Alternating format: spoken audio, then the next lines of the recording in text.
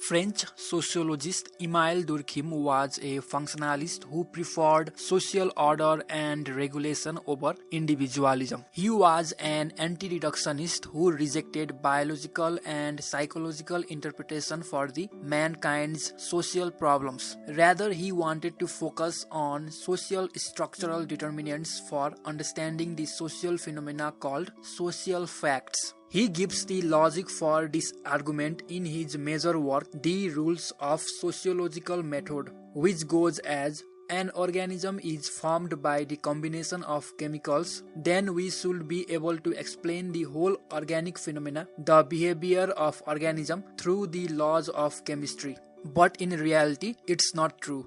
An organism which itself is made up of chemicals shows completely different properties from those chemicals. Similarly, society which is made up of through the sum of individuals cannot be explained by the individual psychology, but need sociology. He says, individuals living in the group thinks, feels, and acts differently compared to individuals who are living in isolation.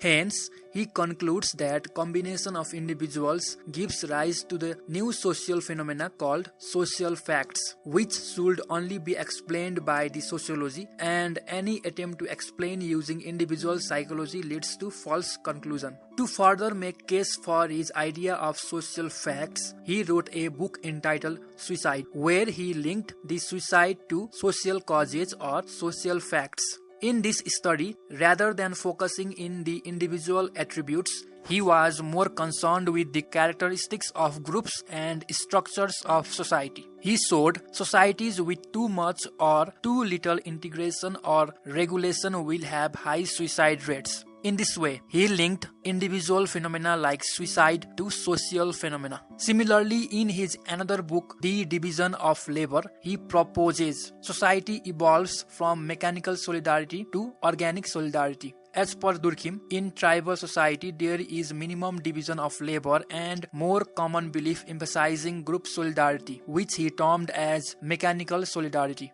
Whereas in modern industrial society there is more division of labor with greater interdependence similar to organs of human body. Hence, Durkheim called this phenomena organic solidarity. So, we can say as society become more complex and its members become more interdependent on each other for their survival, then mechanical solidarity is replaced by the organic solidarity. In his last major work, The Elementary Forms of Religious Life, he examined primitive society to study the function of religion and to find the mechanism of religion as an integrative force. As he thought, the same mechanism might be used to support up a threatened social order of that time. In his study, he found religion is not a social creation, but is a society which is divinized. It is a spiritual representation of power of society.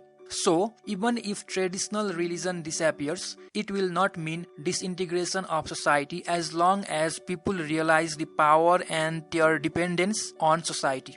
In the same book, The Elementary Forms of Religious Life, he also deals with the sociology of knowledge. He claims categories of human thoughts like concepts of time and space are not only transmitted by society, but also created by society.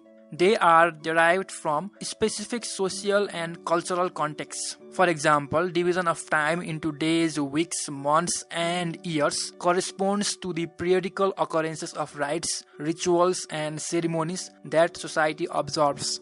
And social activities are organized at specific places. For example, particular spaces are designated for activities such as working, worshipping, eating, and sleeping.